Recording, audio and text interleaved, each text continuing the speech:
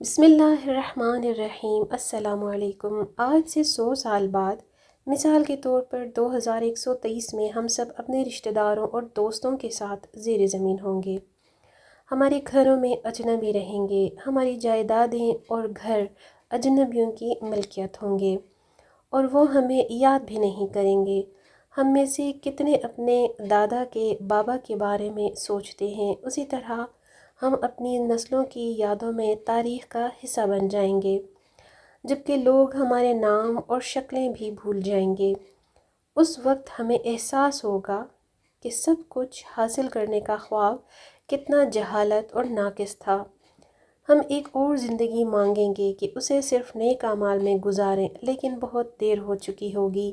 یاد رکھیں کہ آج ہمیں اپنی اور دوسروں کی بھلائی کرنے کا موقع مل رہا ہے، اور صرف وہی چیز جو ہمیشہ باقی رہے گی وہ ہے ہماری دنیا اور آخرت کی زندگی میں نیک اعمال۔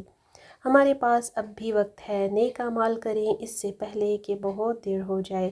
اللہ تعالیٰ سب کے لیے آسانیاں پیدا فرمائے، آمین۔